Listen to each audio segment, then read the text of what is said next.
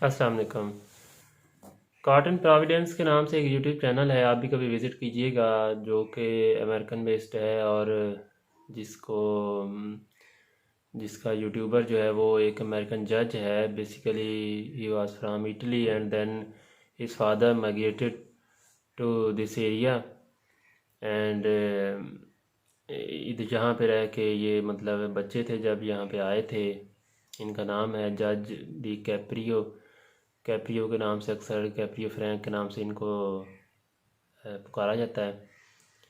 तो फिर ये अपनी एक स्टोरी भी सुनाते हैं एक जगह पे। वो स्टोरी आप भी सुनिए, काफ़ी इंस्पिरेशनल है। और इसमें काफ़ी सारे हमारे लिए चीज़ें हैं करने के लिए, और वो एक अच्छा काम कर रहे हैं। लेट मी एक्सप्लेन फर्स्ट कि वो कैसे यहाँ पे आए और किस तरह उन्होंने ज़िंदगी गुजारी। वो कहते हैं कि जब हम यहाँ पे माइग्रेट किया हमने, तो हमारे हालात अच्छे नहीं थे मुआशी। और मेरे फादर जो थे वो दूध सप्लाई करते थे to the public of this area, named as Providence.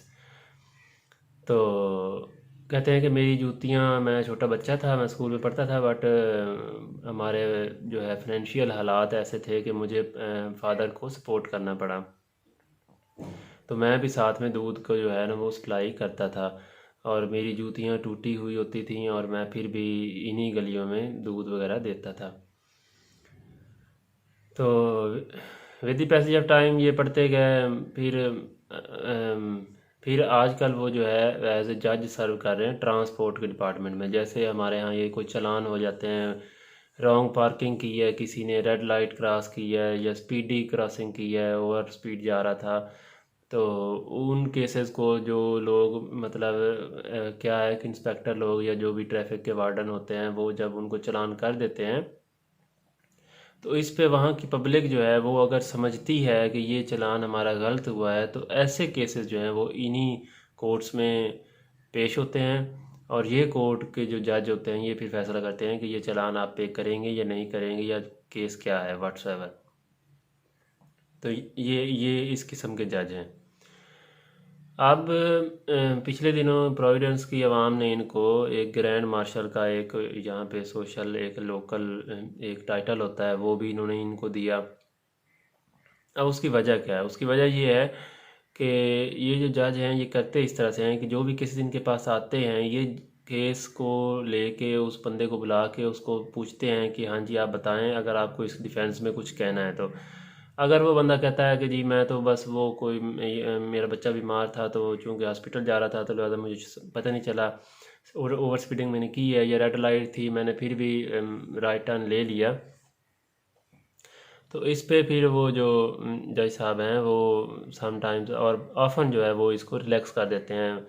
Like अगर फ़ाइन हुआ हो $35 का, तो वो उसको $15 $5 इस तरह कुछ ले आते हैं, या कभी कभी वो केस डिसमिस भी कर देते हैं। अब इससे होता क्या है कि उनका जो जज साहब का जो डील करने का तरीका है, और जो जिस प्लेजेंट बिहेवियर से वो लोगों को डील करते हैं, सवाल पूछते हैं, और जितने प्यार से उनको मतलब उनसे सवाल पूछते हैं और उनको सजेशंस देते हैं, एडवाइजेस देते हैं, तो ये चीज़ with the passage of time within that locality it actually won the hearts of public.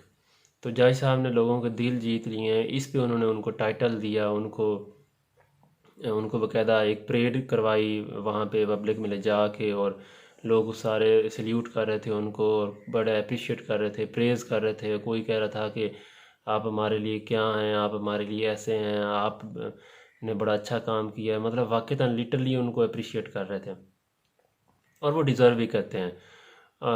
तो यहाँ तक कि एक पिछले दिनों एक वीडियो मेरे सामने से गुजरी जिसमें एक पाकिस्तानी था, उस पे भी इस तरह का चालान था।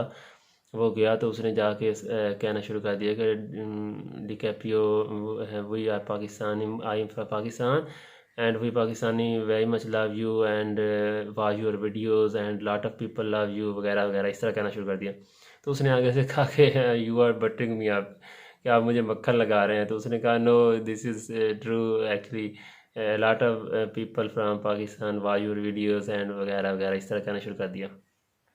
तो उसने उस जो भाई था, नाम भूल रहा हूँ उसका, पाकिस्तानी, उसको बुला के एक दिन उसने इसको खाना खिलाया, और फिर एक दिन इसने उसको बुला के खाना खिलाया, और आपस में इनकी अच्छी अंडरस्टैंडिंग हो गई।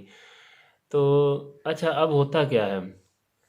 अब होता ये है कि वहाँ पे अगर लेट्स सपोज मुझे $35 या $50 लेट्स सपोज चार्ज हो गए हैं एज अ फ़ाइन, तो अगर मैं पे करने की इस्तात नहीं रखता तो मैं उनको कोई भी अपनी मजबूरी बता देता हूँ। अब उस पे क्या होता है कि लोग जो वहाँ के लोकल लोग हैं, और वहाँ के लोकल जो रिच ऑर्गेनाइजेशंस हैं या रिच लोग हैं, वो क्या करते हैं, वो चैरिटी करते हैं, और वो डायरेक्ट गवर्नमेंट को चैरिटी देते हैं या इस तरह के लोगों को चैरिटी देते हैं कि ताकि वो खुद ही आगे डिस्ट्रीब्यूट करें। अब ये जज साहब क्या करते हैं, इनके पास लेट्स सपोज $100 की किसी ने चैरिटी भेजी, अब ये इनके पास सामने पड़ी होती है।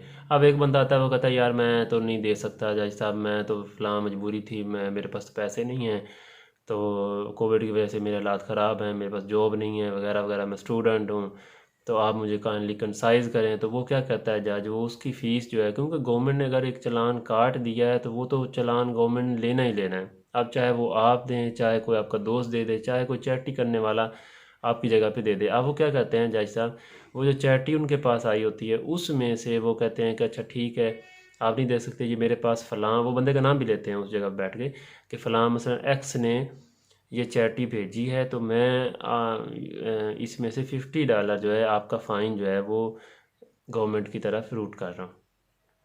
तो सोचें ये कितनी अजीम बात है, मतलब एक बंदा जो है जिसको आप जानते नहीं हैं, उसने चैरिटी भेजी और आपका काम हो गया, आपका चालान उसने उसकी उसकी बदौलत जो है वो पे हो गया। तो सोचने की बात ये है कि हम कहाँ पे खड़े हैं। हम तो उल्टा खा रहे हैं, मतलब एक दूसरे का हम सोचते हैं कि यार उससे फ़लाँ चीज़ भी हम छीन लें, उससे ये कर लें वो कर लें, और हमारे अदालती सिस्टम, अब क्या बंदा बोले। तो मतलब ये कि हमारे लिए सीखने की बहुत सी चीज़ें हैं, वो प्रोग्राम आप भी देखें, यूट्यूब पे सर्च करें, और उसकी कुछ एपिसोड्स देखें, ताकि आपको पता चले कि वहाँ की जो सोसाइटीज़ हैं वो कैसे रन कर रही हैं, वो कितनी इस्टेब्लिश हो चुकी हैं और कितना आगे निकल चुके हैं वो लोग।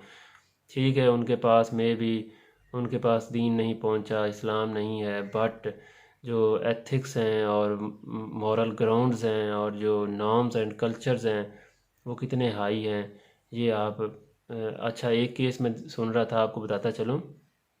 वहाँ पे क्या हुआ कि एक लेडी थी, उसने गलत पार्किंग की, और उसने फिर क्या वजह बयान की, उसने कहा वजह ये है कि जो मैं अपने घर के सामने जहाँ पे पार्किंग प्लेस है, वो पोजीशंस होती हैं पार्किंग की, आप गाड़ी यहाँ पे खड़ी कर सकते हैं, इसके अलावा 1 इंच भी आगे पीछे आप गाड़ी जो है पार्क नहीं कर सकते।